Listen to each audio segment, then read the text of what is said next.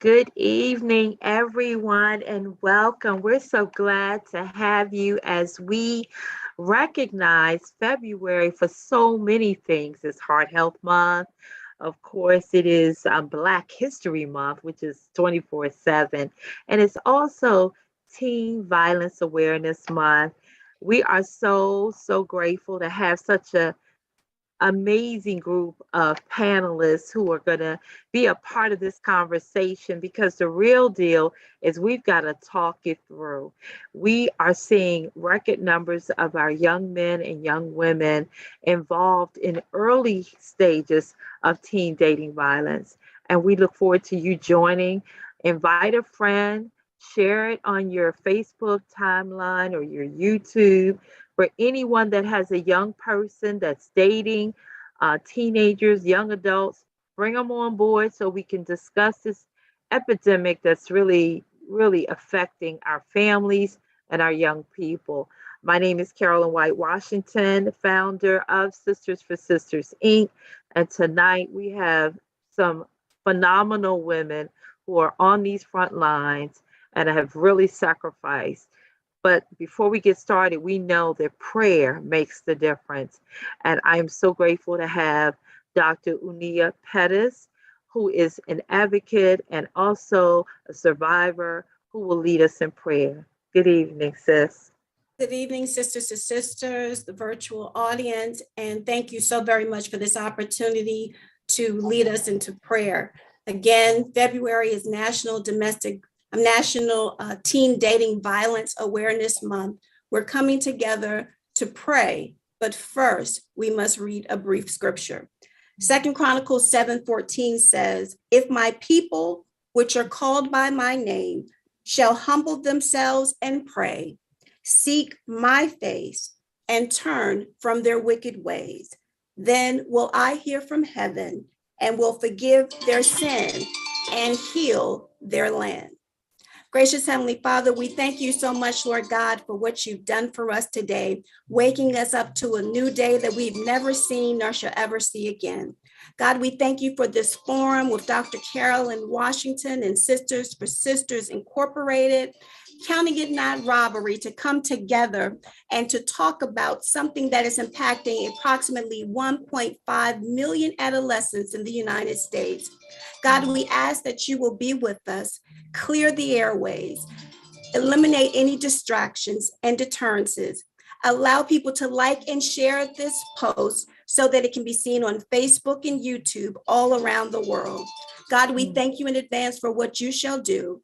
Forgive us of our sins and let everything that is said and done be in accordance to your will. In Jesus' name we pray. Amen. Amen. Amen.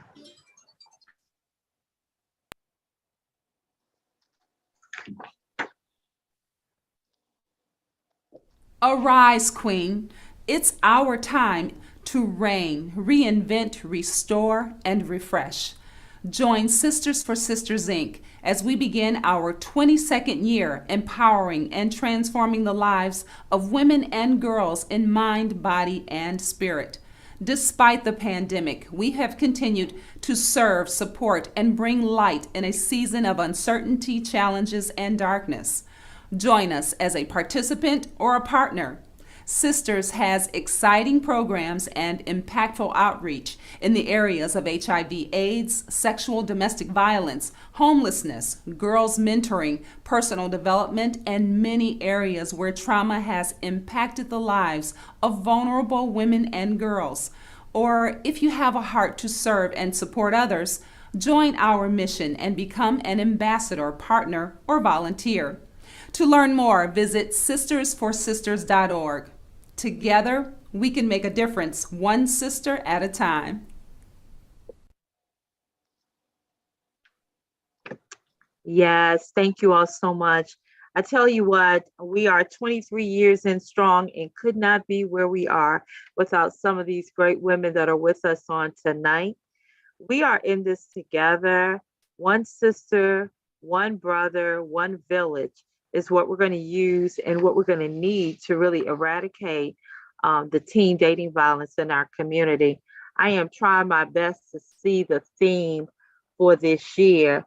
and it's called Talk About It. Talk About It. And tonight we're going to talk about it during this couch conversation with amazing, amazing guests. And I keep saying that because we all have been through so much working together on these front lines, supporting one another, calling with resources, calling for prayer, and just pushing. And so I know their work. I know who they are, and they definitely represent the best of what this looks like in a very difficult time. We are going to take a peek to find out exactly what is teen dating violence.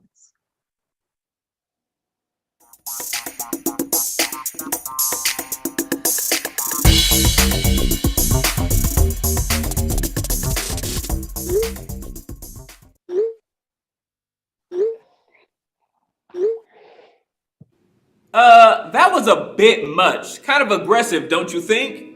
Yeah, me too. I don't know if you know this, but February is Teen Dating Violence Awareness Month. Now that's a little bit of a mouthful, so let's break it down. Teen dating violence, or TDV, happens between two people in a close relationship and consists of 4 negative behaviors: physical violence, sexual violence, stalking, and psychological aggression.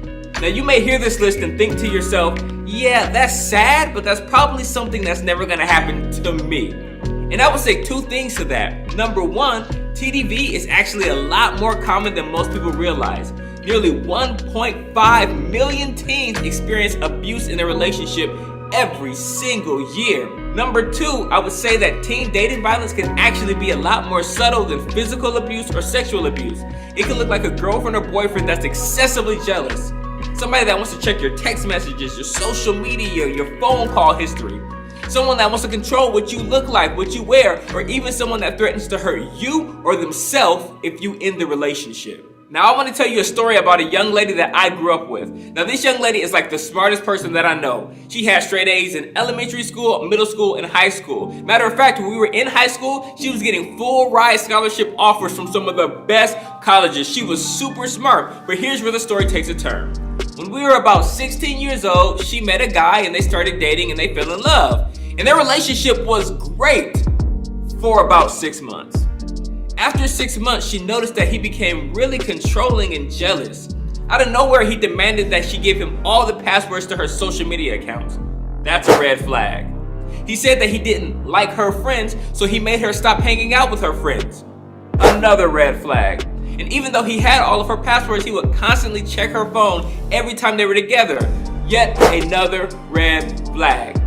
Now she ignored these red flags for about a year, but after a year she got fed up, so she spoke up about it. When she spoke up, he did not like that, so he hit her for the first time. And unfortunately, it wasn't the last. After the physical abuse started, she threatened to leave the relationship. But when she threatened to leave, he promised that he would change, and he made her feel guilty for trying to leave, so she stayed. Then she got pregnant, and they ended up having a baby, and it's super sad because he's physically and verbally abused her right in front of their daughter. Now my friend, she lost everything. She lost her friends, her scholarships. She even lost her relationship with her parents because he made her isolate herself and stay away from everybody she loved. Now after a couple of years, she finally got the courage to leave. But unfortunately, she's kind of stuck with him for life because they have split custody of their child. She's expressed to me many times how ignoring those early red flags completely altered the direction of her life. I wanted to share this real life story with you so you can see how bad of a turn things can take when you ignore those early signs and red flags in a relationship. If you're seeing any of these behaviors in someone you're dating, the best thing that you can do is remove yourself from that relationship. Now I know that can be a lot easier said than done.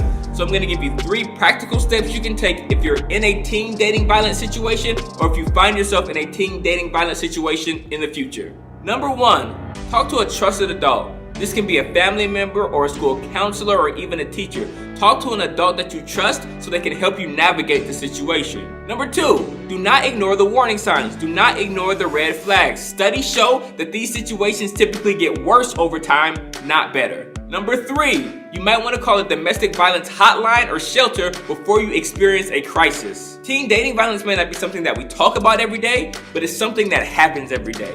I hope this video helped you identify the signs of TDV and gave you practical steps on how to remove yourself from those type of relationships. At the end of the day, we just want you to know that you are extremely valuable and you deserve to be treated as somebody that is extremely valuable.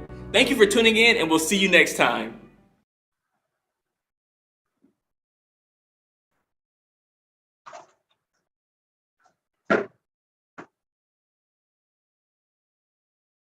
That was a great overview of exactly what we're dealing with the teen dating violence and just intimate dating violence. Tonight, again, I am so proud and pleased to introduce some of our esteemed guests who are really on the front lines. We have Sisters Queen Afi, Sisters April Bell, Sister Mignon Brown, as well as Sister Angelina Harvey, who are joining us, along with, of course, Dr. Unia Pettis, who's also with us this evening. And I just really want to thank you all again and applaud you for your great work. This is the kind of work that sadly people don't really understand the impact. And I do firsthand, and I want to commend you all for your dedication and years of service. I want to start out with you all and want to ask you, we're looking at since COVID-19 and just life, how these numbers have increased so tremendously. And I want to ask you all firsthand, what are your thoughts about this new wave and increase of domestic violence among our youth? We can start with either of you, but I guess we'll start with you, April. What do we have to say about this increase in violence? Good evening, ladies, and good evening, Carolyn. First of all, let me just say thank you for all the work that you've done, do, and continue to do over the years with Sisters for Sisters. We are not strangers, and I thank God that you are 23 years strong and still doing what you do by the grace of God. Other ladies, I've worked with some of you before. Queen, I just had you recently doing my support group, and Mian, we've worked together. We were on Channel 9 together, so it's good to see you here tonight. And so I just praise God for all the work that you do and will continue to do. But you know, we've had an epidemic long before the pandemic with domestic violence. And so, yes, we're talking about teen dating, teen violence tonight, but we know that that starts in the home.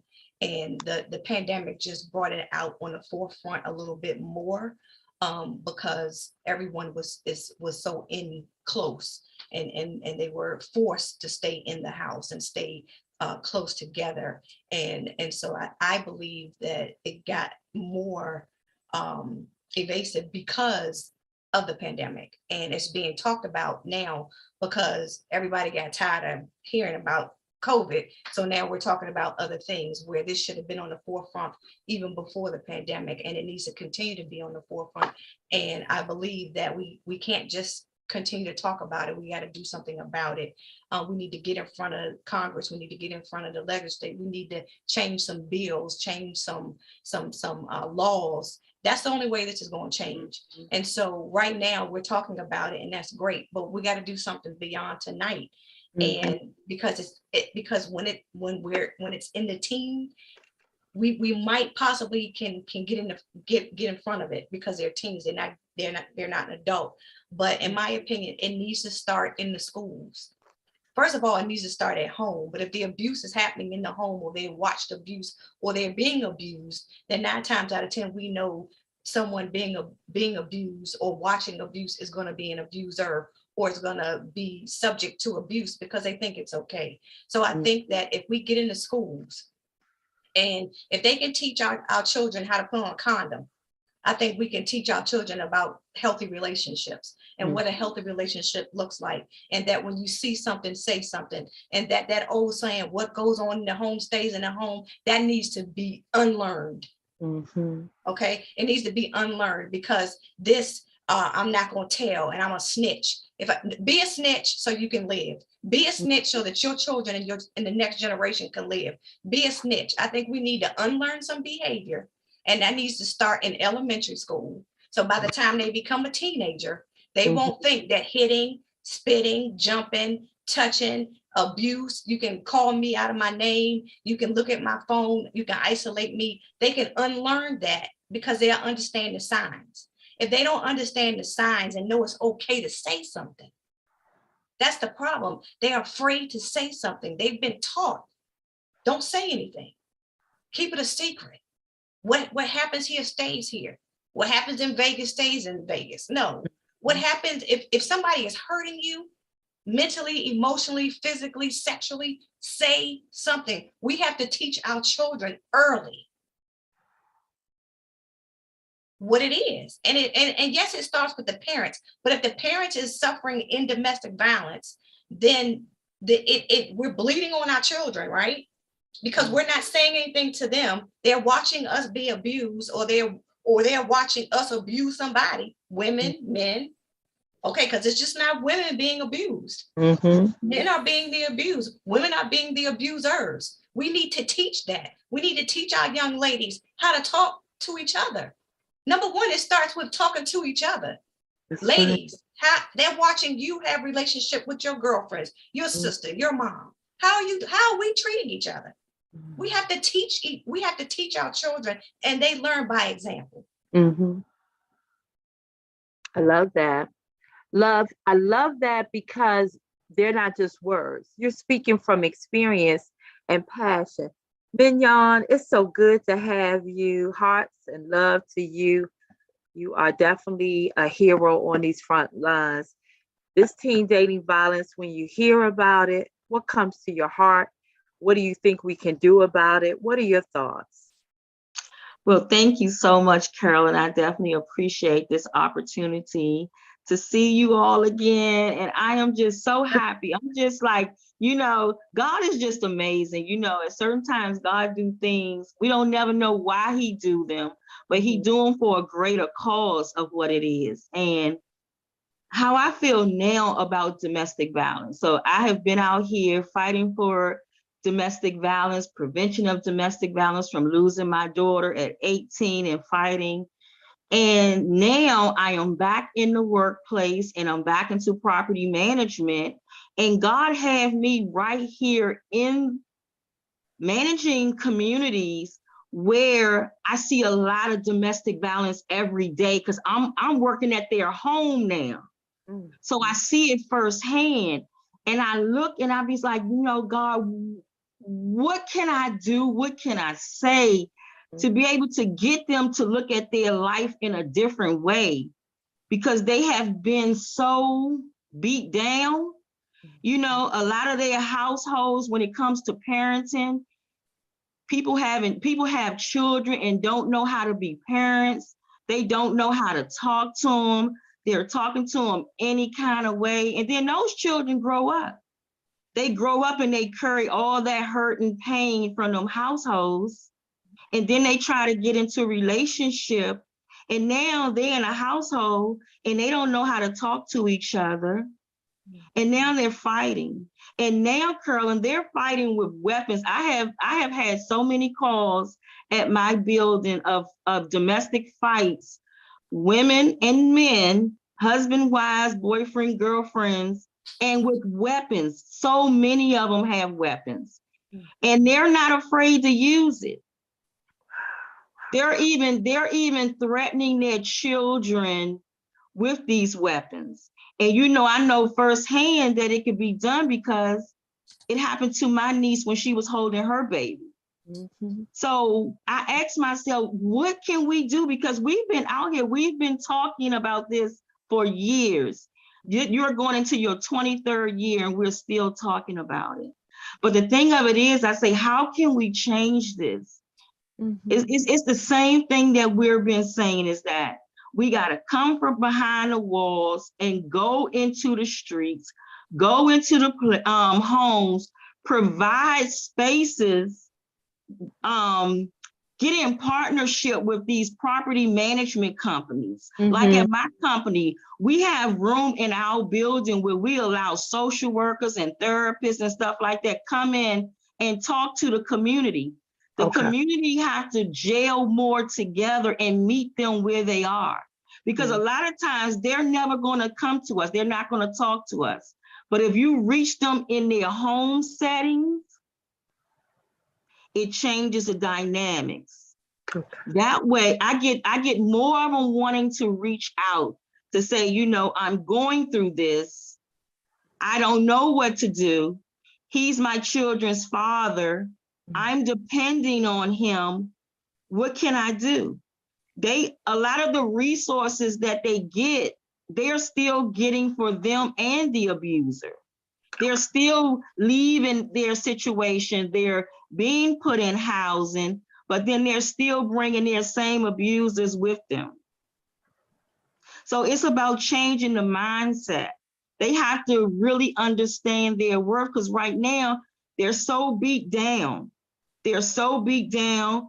They hate the world. They hate their parents. They hate the life that they grew up in. And they feel as though it's no help for them. Wow. That's the real talk right there. We talked about basically the mindset, changing the mindset. And we've all, I mean, on this call, it's like 75 plus years. Q plus of work.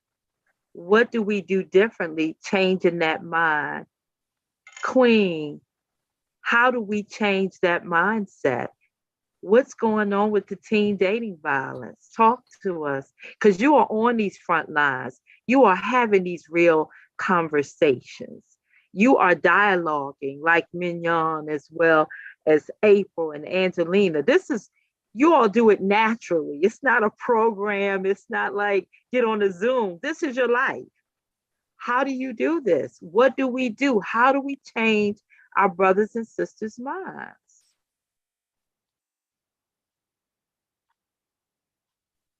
I think. Thank you for letting me share. Oh, Peace and love, everybody. I'm blessed to be back with Sisters for Sisters again. Yes, and the work that everybody is doing here. Now, I'm gonna be quite frank with you. I know you've been doing the work for 23 years, you know, trying to change the minds of people and, you know, how they perceive this dinner table conversation. But we are at least 400 years behind on the conversation. That's true. In the world are we going to catch up? You know, and of course the movement started in 1975, but that's, you say what, 75 years later? That still don't really put a dent in 400 years of not having this valid conversation about our young people at that dinner table. You know, yes, we've had conversations at the dinner table. Every household was not corrupt. You know, there were some good dinner tables out there years and years ago, but many of the dinner tables, you know, were just messed up. You know, and domestic violence is transferred from one generation to the next, from one generation to the next. You know, how are we going to catch up? I mean, I don't foresee us catching up. You know, I know. Everybody want to, you know, believe that we can catch up. I do too. But we got to keep talking about it, regardless of what's going on. How many years later we are in it, we still got to talk about it. That's even more reason why we got to talk about it, because we're so late in the conversation. We got to be transparent at these dinner tables. Yeah, we let domestic violence show, and, you know, the children see that. That's their transparency. That's what they see. That's what they know. That's their truth. That's what they know to do. You know, so yeah, leadership at the dinner table is messed up.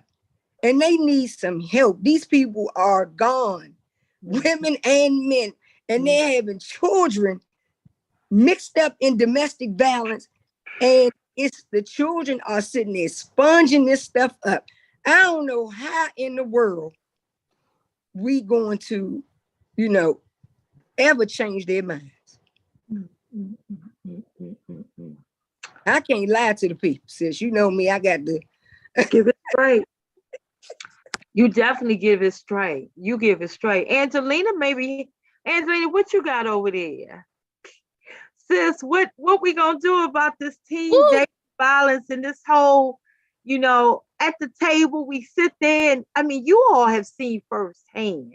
You all catch the evening news before it hits the news. You know what's really going on. We do. What we gonna I mean, what are your thoughts about this whole pandemic in within the pandemic, before a pandemic? We were always in the pandemic. We were always in it. And Yeah. my, I came from under Queen, so I'm just as raw as she is. And I love It's like, um, it. to be honest, like you said, we were in the pandemic before the pandemic, and it just got worse because I'm talking now as an abuser, as being an abuser. We always had 5 victims. So when the pandemic hit, we couldn't get to that other 4 because we were locked in there together. Oh, that one caught it. And them other 4 caught a break. But that one caught it. And going back to the dinner table conversations, we are so far behind. I don't know how we're going to catch up because you still got the dinner table going to grandma said it was okay.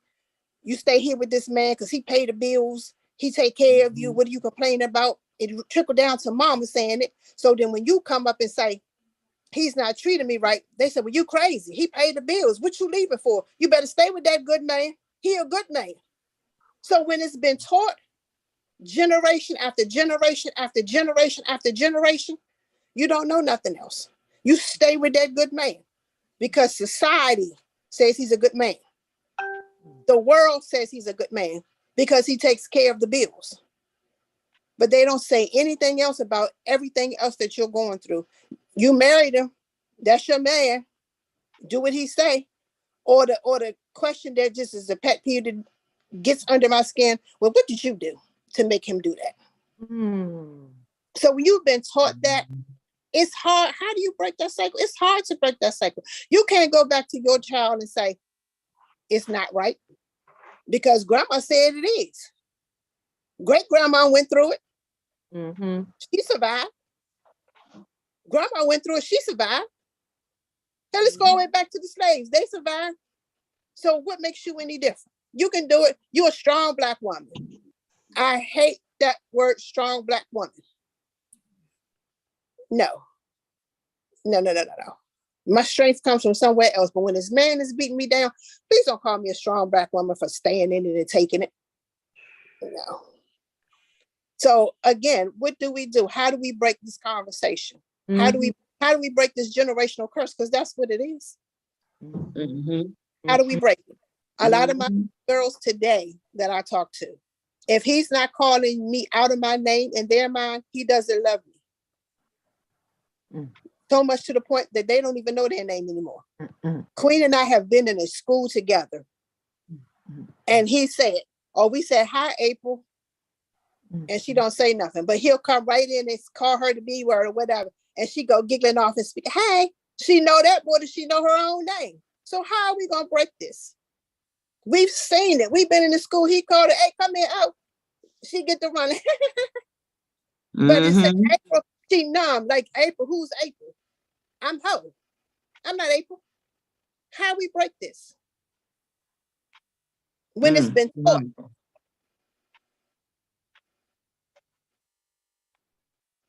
That's all I got for y'all. I'm still trying to figure out how to break it.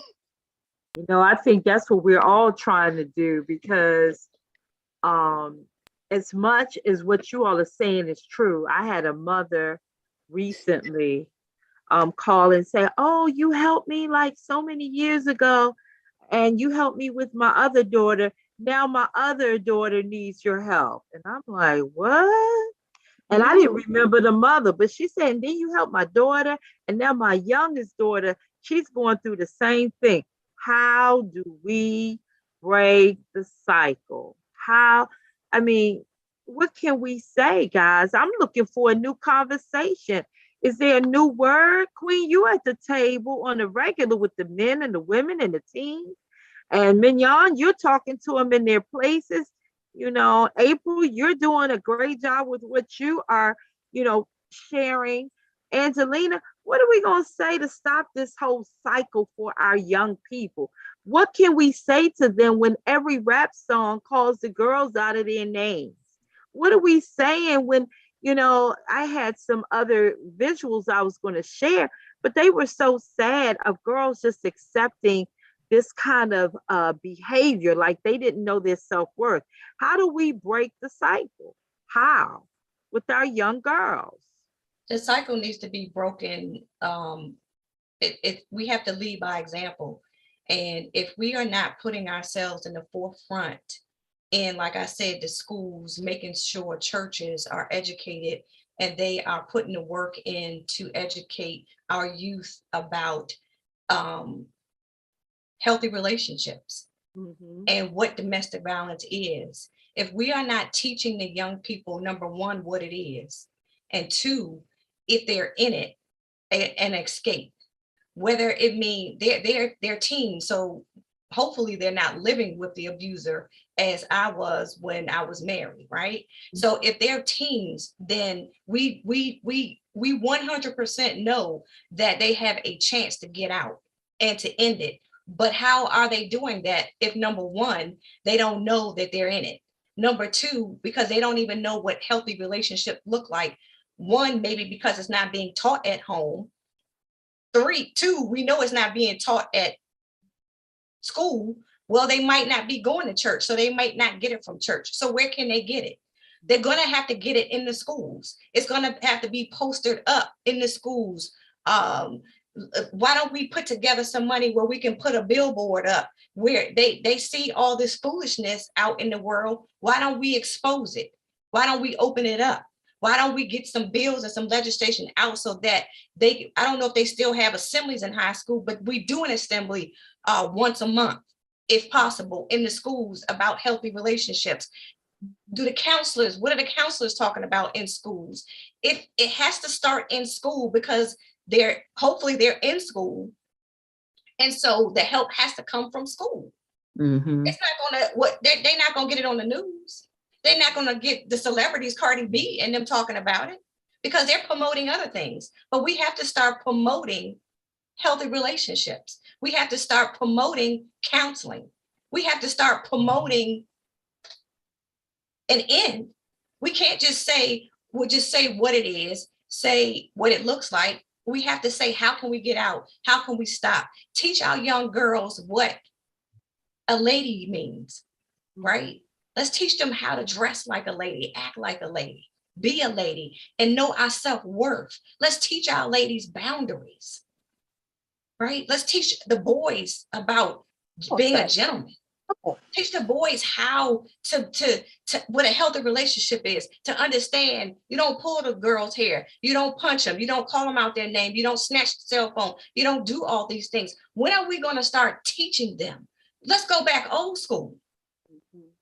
Where we see something on the bus, we see something in the mall, we see something, we're afraid to talk.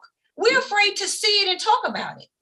And I'm not talking about us, but we got to start teaching the community as well to not be afraid. The only way it's going to stop is if we train people to end it, to stop it, to see something, say something. Yeah. Not to just keep turning the eye and go, okay, I'm going to pray for you. Okay, prayer is wonderful, trust me, but we have to do more than prayer. And what is it? These couch conversations, put it on your social media, send it to your nieces and your nephews, tell them to take a look at it, get the teens talking about it. Whether it's happening or not, I know they see it. Let's start that kind of peer pressure. Let's start texting, let's get some groups and put a group text together. Let's do a big concert. Maybe get some of these celebrities out here to start talking about it. You get some of these big celebrities talking about it, then the teens are going to wake up. But until we get something in front of them to say, this is not right, this is not healthy, it's going to continue. That's good. Can I jump in and say something? Yeah. I agree with what you're saying, April, but from experience, we've tried the schools. Everything is such a bureaucracy. They cut the funding out You try to get into school, they don't have funding. It's a whole bunch of red tape. You got to get through so much just to get into school and talk to them. Again, Queen and I, we've done H.D. Woodson, we've done Anacostia. They cut the fundings on the program. And it was going really well because we had young men, young women in there talking. But they cut the funds because this program wasn't important enough. They put the funding over here in the football team, or they put the funding over here, but it wasn't important enough to talk to that. Let's go further, to go to the church. Can't talk about it at the church when the pastor beating the hell out of his wife. So how are we going to talk about it in the church? They close you down at the church because it's scandal in there too. So how do we get it out here to everybody? Because I've been there.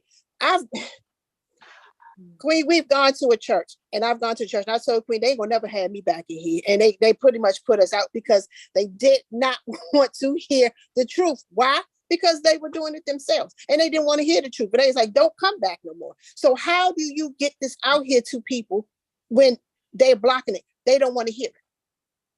So like you said, they a big concert or something, because all of this that we're talking, we tried the schools. We fought tooth and nail for the school.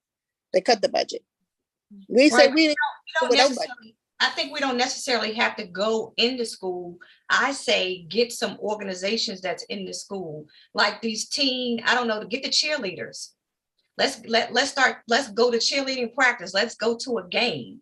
We start talking about it, give flyers if it's allowed, give a flyer at a game, put together like this. Say for instance, this is going on tonight, but how many teams know about it? All right. So if we had to put this flyer out in school, or posted something on a school website, or posted it on a teen, or just gave it to a couple of teenagers, it's word of mouth. We don't necessarily have to go into school, but if we get some teens in the school that are interested, whether it be our daughters, our nieces, our cousins, our friends, I know plenty of friends who have teenagers.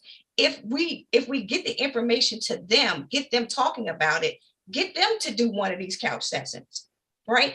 And then the next school hears about it, and the next school hears about it. We don't necessarily have to be inside the building, but if we can get an organization, the cheerleaders or the football, maybe not the football team, but why not the football team? Because they're the boys. But somehow we get to a game and they win the game, hey, and put a flyer in their hand, or we're wearing a t-shirt that says teen abuse. I don't know. We have to be creative, especially nowadays, because again, like you said, some churches are shut down. So there's no church. Some churches, you don't have to go in, but they're online. These kids stay on their cell phones. So if we put together a group text or somehow get a blast out, even if it's just one school, then that school knows somebody, that girl knows somebody in a different school. And then we just started. Somehow we have to have a meeting of the minds where we can be creative to reach these young people, because if we don't, it's going to get worse.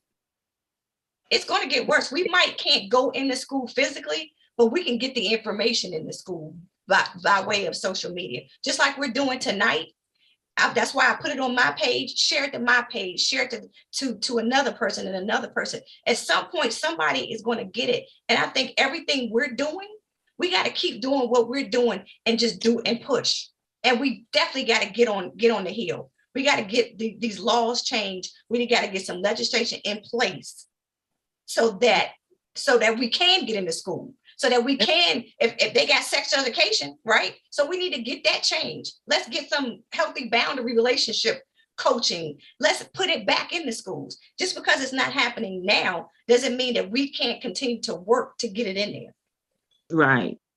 If I could chime, if at all possible, if I could chime in, because I've heard several areas where I'm actually affiliated.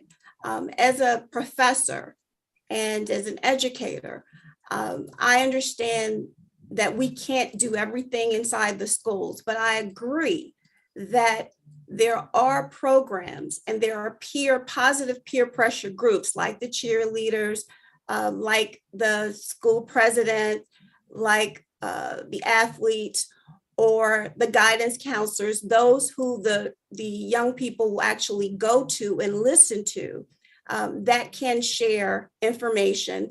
You can also put it up in the bathroom stalls, putting the National Domestic Violence Hotline number 1-800-799-SAFE You can do all those things, but being realistic, we have to ignite the young people with something that attracts them. I put on my social media pages, just like you, April, the flyer, the wonderful flyer that Carolyn has done. And we're all grown women talking about teen dating violence.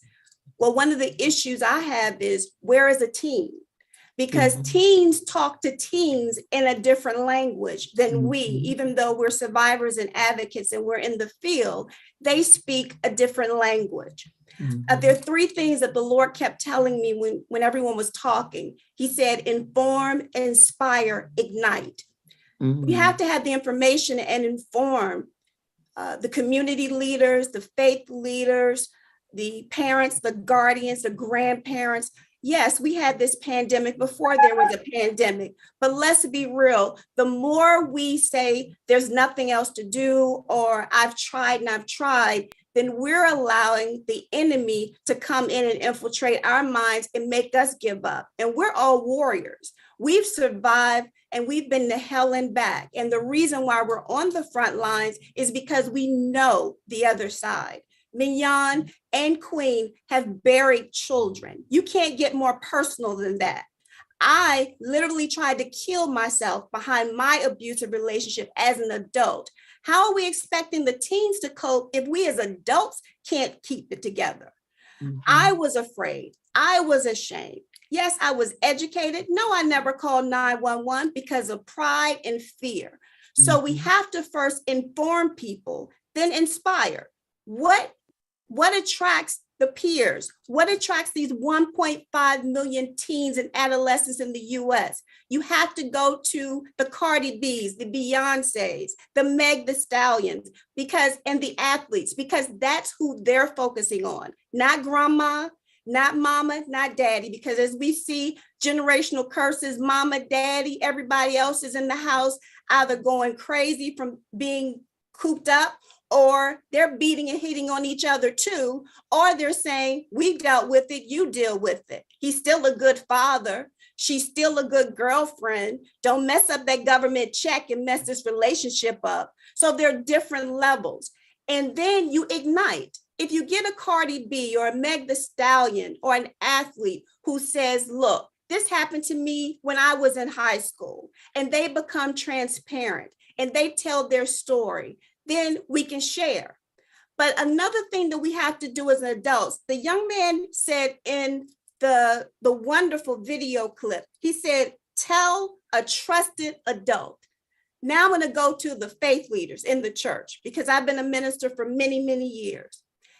When you go to faith leaders, many times their hands are tied just like those in the school because of confidentiality.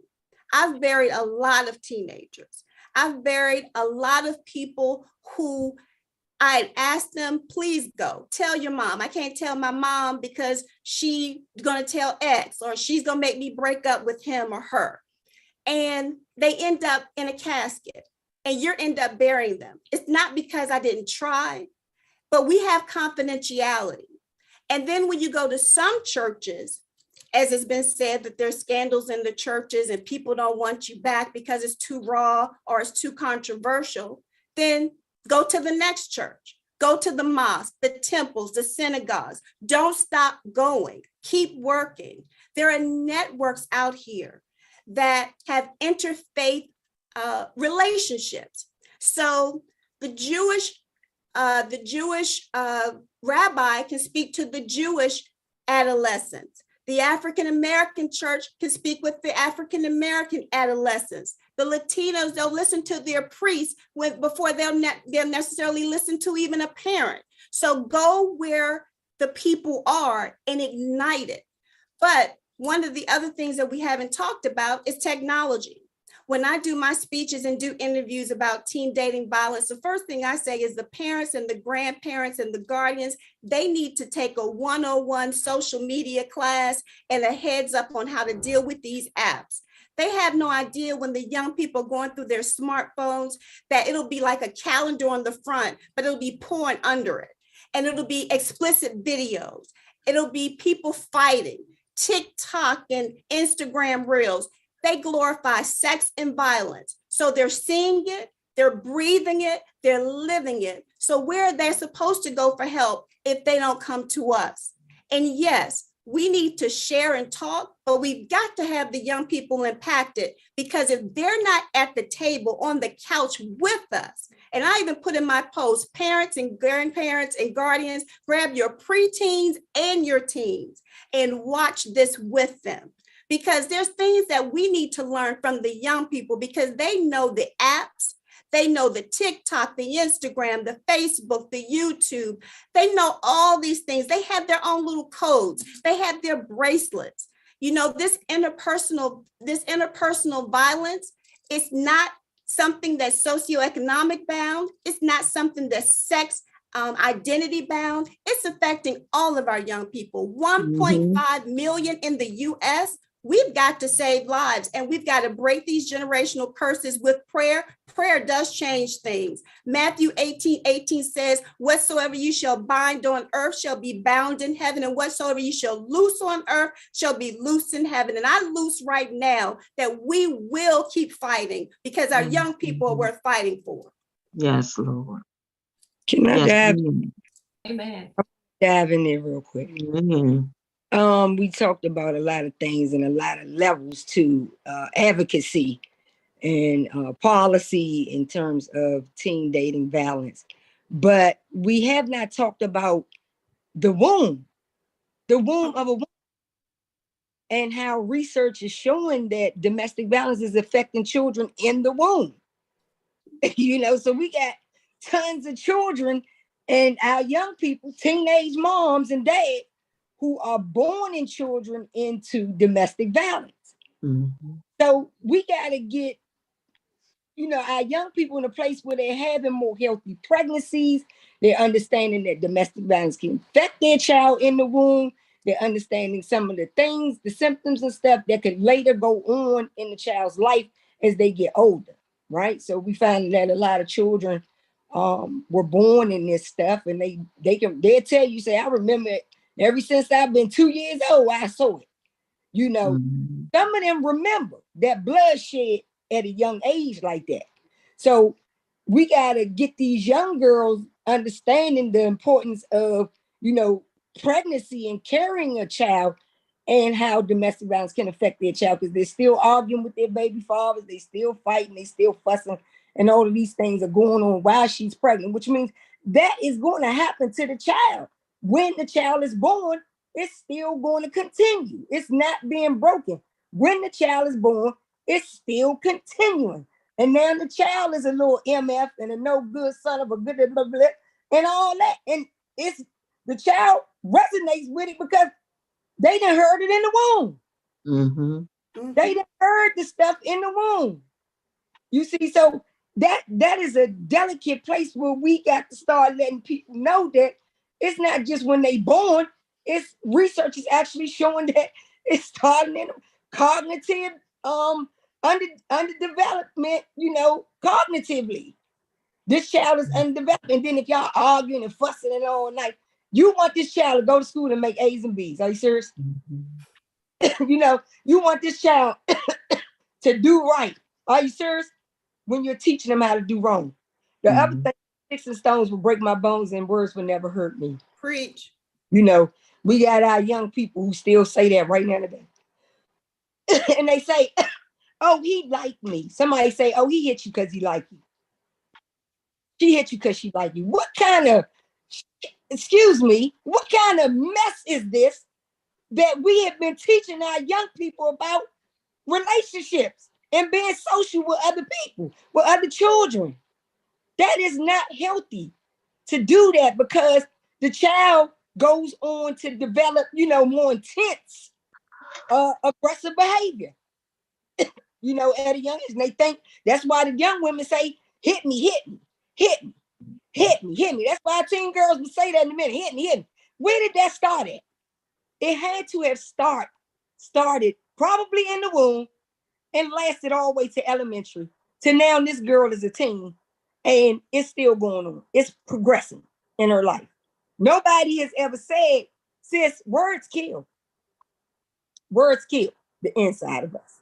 Words cause us to self-harm ourselves. We haven't talked about that. Our teen girls who self-harm themselves, who self-abuse themselves because they trying to escape the bull crap that's going on at their dinner tables. It's some serious repercussions to domestic violence. It's some serious repercussions to domestic violence, teen dating violence, intimate partner violence, mutual violence couples. It is going to be some severe consequences to their behavior if we don't start exercising the right to let our young people have a voice at that dinner table, speak up about what they feel, speak up about what they perceive, and have the parents understand it's not a question of your parenting. They so worried about the child saying to them, "Mommy, I don't like when you say that to me, Daddy." They so worried about their parenting skills because they know they messed up. Mm-hmm. They know the parenting skills ain't good. So the child is what? Your children ought to be singing and not heard. That's instantly what the child, what the parent tell our children, because they don't want the children to question their parenting skills. Because hey, you know, everybody mother, everybody father say, don't question my parenting skills. When in fact, the child is trying to say, I'm hurting here. I mean, we ain't together. We ain't together, sis. We ain't together. Not at all. Well, I tell you what, you all have given so many nuggets tonight. You're right, that dinner table is critical, and I really love let's see if I can read it from here, you all. Inform, inspire, ignite. The dinner table. Sister Angelina, we got to get money back in the schools, but I want you all, if you can, to take a minute and share with the mother, the grandmother, the auntie, and the godmother who doesn't really know what it looks like to see teen dating violence. What are some of the signs that you all have experienced or seen or would like to share? Because I don't want to say the next generation is blind, that the older generation, but we don't see the same things the same way. Help someone who's tuning in find out what are those signs that they need to look out for. Mignon, would you like to start a couple of the signs for the mothers to watch out for and the fathers and the family? Absolutely. When you're dealing with a preteen and when they're just starting to get into the other's sex and they're liking boys and things like that, and next thing you know, they're talking about they have a boyfriend. Like, be more in tune to that relationship of who they're calling their boyfriend and girlfriend. And you know, when it starts getting violent, if you have a child that has done well in school and now all of a sudden their grades are changing, all of a sudden they used to always want to be around you in family events and now they don't want to be around family. They're hiding themselves. Maybe they got bruises or something on their body and they're wearing extra big clothes or long sleeves and it's hot. It's certain things that you overlook. But those are the things that we need to look at, because I know even for me with my daughter, and I look back over these years since she's been gone, and some of those signs are signs that I overlooked of wishing that things had gotten better, but never asking, continually to ask. That's what I'll say. Not continually to ask and check up on them and see what's going on in the relationship, instead of me assuming things. So I just want to tell parents to just sit down and talk with your children, build that relationship where they feel safe to talk to you. Because I hear that a lot with teenagers. They say they don't feel safe telling their parents what's going on with them. So as parents, you have to make sure that you're providing a safe place where they can open up to you, because it could be a matter of life and death. That's good. That's good. Great advice. And Angelina, would you like to share just a moment? I know we're running close on time, but this is critical. This advice you all are sharing right here is going to save somebody's life. I believe that. Angelina? If your teen, we're getting ready to go into the summer youth employment. If your teen is coming through the door and just got paid but has nothing to show for it, look into it, because it's just more than hitting. Financial abuse is real. Right. If your teen all of a sudden was so energetic and had so much confidence, always has her head down now, can't look at you, can't look you in the eye. Here's a word on the screen, like someone could say dummy and she cries. Check into it, because verbal abuse is real. You know, we always look for the physical. We don't look for those underlying things.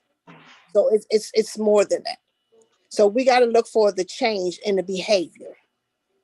We got to look for, you know, my child works, but my child never has money, never has anything to show for it. Where's the money going? Who's taking it? Talk to them. Because we always talk about hitting, but that verbal, that emotional, that financial, and that sexual is way worse. The best abuser never has to put their hands on you, ever. So look for those underlying issues. And that's all I have to say. And I think also everything you guys said definitely are on the forefront. I think that one other item would be when they're spending less time with friends and family. If they're giving up things that used to be important to them. If they're dressing differently and they're just not engaged, if they're feeling anxious all the time and you see them withdrawing. The main thing I would tell parents, and I think this was said, but I want to reiterate it, make time for your children. Make time for your children. Make time for your children. Like Mian said, if they don't feel like they can trust you or that you can be there for them, they're not going to come to you. We have to make time for our children. We have to let our children know they are important to us and what is going on with them is important to us. Just as it's important to us to check our phone and to be on social media, watch our favorite show, or come home and lay down, we have to first check in with our children. We have to understand what is going on and ask them, what's going on, baby? How was your day? What happened today? There can't be no dinner time table if you're not sitting down at dinner with them. If there is no table talk, you can't have a table talk with no table. You have to make time. If it's once a week, date night, you got date night and brunch and this day and night with the girls and the guys. Make time for the kids to open up, to share, to say, so-and-so is doing this, so-and-so is doing that, so they can feel comfortable with sharing, so that you, when you find out, you can let them know, okay, this is going in, and have a plan. But first, they got to know that you're there for them. We can say, I love you all the time, but we have to show them that we love them, that we care, and that we are listening to them. Listen to them. Don't just talk at them, because like someone just said, they have to be able to share and feel it's safe, that I can tell mom that if they say, well, I'm pregnant or I'm having sex or he made me have sex, that you're not going to blow up and be angry with them for sharing. We have to make our homes a safe place. And if that just means listening to them and just asking them, how was your day? What happened at school today? And because if we don't notice what's going on, and a lot of times single moms, I included once upon a time, it was so much going on in my life that I didn't know what was going on in their life, because I was trying to stay sane and alive even when I was in the abuse. But we gotta put our children first. We gotta put our children first, and so that they know mom cares and that she's been through it. Tell them your story. Talk about it. Good. You all are just priceless. Queen, what you got closing out? You know, I can't tell you all how many times we've had these conversations, how many times, even, in memory of Smiley, and just how she even spoke for Sisters for Sisters about teen dating violence. I want you all to know that your sacrifice is not in vain, and the way you all light up the memories of your daughters is just priceless. I know they are shining down from heaven. Both your daughter, Queen, Mignon daughter, as well as my sister friend, Tina, and all the mothers that have lost their daughters and sons to abuse. We send you love and we thank you and we continue to pray for you. Now tell me what you gonna tell grandma and auntie listening, like how they gonna find out what Boo Boo and all of them doing. Talk to me real quickly as we close out. How can they tell something's going on that's not quite right? It's going to start with verbal abuse. It's going to start with that teen, um getting those calls, getting those. One young man I just talked to recently, 20 years old or 22 years old, he said he got 100 text messages in one day from this female. So if you see your child constantly on that phone, can never really put the phone down, that might be a sign that something is going on. If you see that child, crying, because little young girls, they be crying and everything in secret, you might hear that. Listen out for that. Keep your ears and eyes open when it comes to your girls, in these relationships, because they think they can change. They think that they can help this person, and the abuser is telling them that I'm a change for you. And the abuser has no intentions on changing for you, young girl. He ain't gonna do it. Why would I change for you? And I'm not the problem. You the problem. So mama, grandma, and all y'all out there, y'all got to start telling y'all stories too. You guys are not transparent. You guys forgot about you being a teen, and the things that you went through. And some of some of y'all got some shame about them stories there. It just will kill you to tell your daughter, about what, put her in a position where she can listen to somebody who real, put her in a position where she can hear some things. Mothers send their daughters to me all the time because I say things that they can't say, that they're afraid to say. They are ashamed to say, so if you feel like that, reach out if you're not sure, you feel like your teen girl could be going through this, but you're not sure, you may have got out of it a long time ago and said, look, I don't want this in my life at all. So you ain't keen to the red flags anymore, but something is wrong with your child, with your daughter. She's going through something. You feel it, so, reach out, just ask some questions. If you're not sure that or you suspect that your daughter could be in a teen dating violence relationship, reach out. Nobody has to know. You can do this in secret. Nobody has to know that you call Sister Carolyn, Queen of Fee, Angelina, Belle, Mignon. Nobody have to know that. Dr. Pettis, nobody has to know this thing. Nobody. Reach out. I like that. I like that. One of the things I want to make sure everybody has a way of getting in touch with them, but I do want to say to the grandmothers and the aunties and all of you, just show more love. Get a baby a hug. It's all right. Let's not be afraid of our children. Let's not feel like, oh, she's strong or he's strong. Just hug them and say, you know what, I love you. And that helps so much to diffuse. I'm going to ask some of my sisters to please look at the chat. And if there's anything we need to address in that chat, please call it out because, I can't see it clearly. So see if you see anything in the chat. But I want to go around the room and I want everybody to share how folks can get in touch with you because you all are doing some wonderful work. Please share how they can reach you.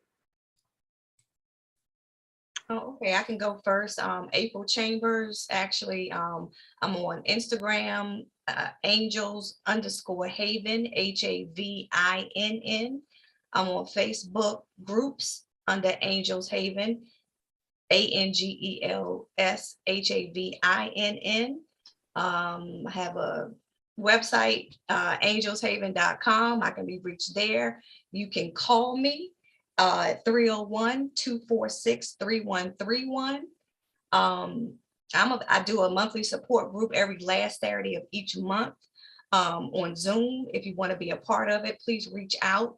I can definitely, if you want to share your story, if you want to be anonymous, you don't have to have your camera on, but it's a wealth of knowledge. It's a safe place where we come together every month to talk about issues just like this. And I mean, it's a safe place, resources.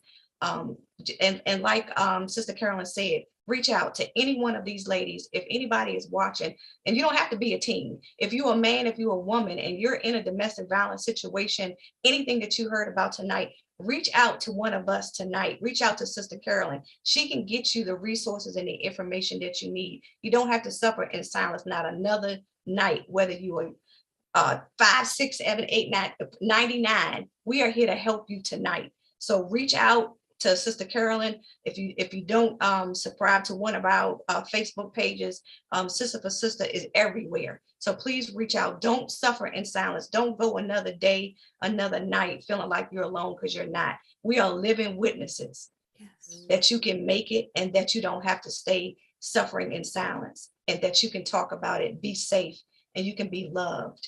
Love yourself enough to get out of the situation. I love that. And then this month, it's all about love. Valentine's Day, Heart Health Month, it's all about love. Mignon, how can we reach out to you? Because this is, you all, these ladies are so resourceful. There may be something that one of them said. Please reach out to them. Mignon, what you got, girl? Absolutely. They can reach out to me on Instagram under MBA Speaks, or also they can go to my website, mbaspeaks.com. And also they can reach me on 202-710-7221. Thank you so much. Thank you. Angelina, my sweetheart, let us know, how can we connect with you? I can be reached on Facebook, Angelina Harvey, or I can be reached at Moms Demand Action, the DC chapter. I could be reached on Twitter under Sister A. I could be reached on Instagram, Angelina Harvey, or I could be reached at 202-709-0147. Excellent, excellent. Queen Afi, how can we reach you, my dear? Just call me. Serious inquiries only on my call, my line, okay?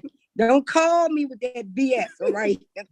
Call me, I'm sorry. Call me if you want to chime in to some stand here tonight.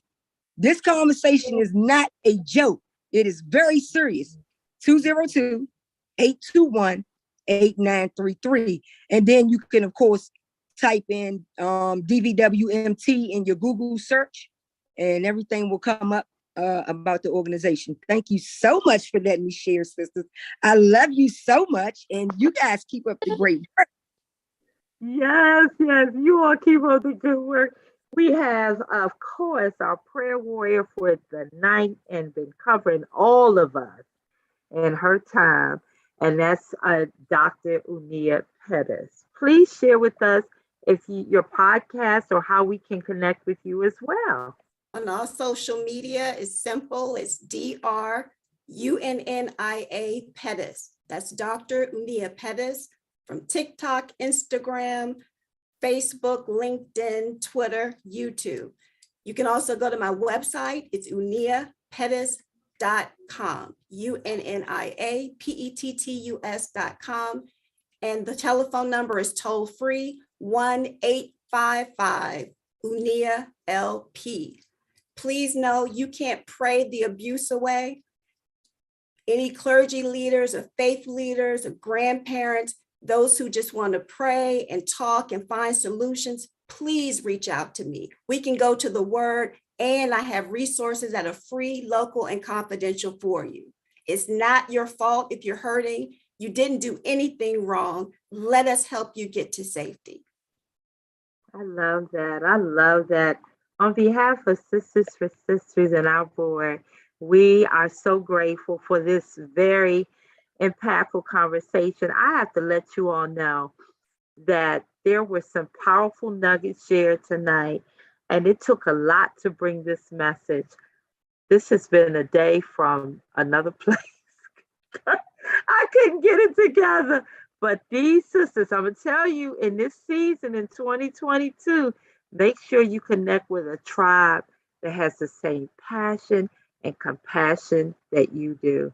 And you all definitely have demonstrated that over and over and over again. And I'm sending you a hand and love and a special token in your inbox. So please, email me your best address. I think I have a few of yours, but we want to thank you all so much. And again, for those of you that are on tonight and you have a teen or even an adult that's dealing with domestic violence, as has been said over and over again, you're not alone.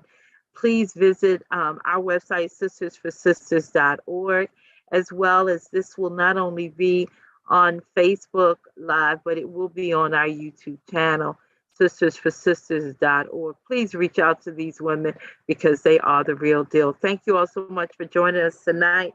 Thank you, our special guests. I appreciate you all. Thank you for having us, Carolyn. Thank you, Carolyn. Yes. You all covered me and carried me. If you don't have anybody covering and carrying you in your life, you need to find a new crew. Amen. Y'all have a wonderful night. Thank you again, and God bless. God Good bless night, you.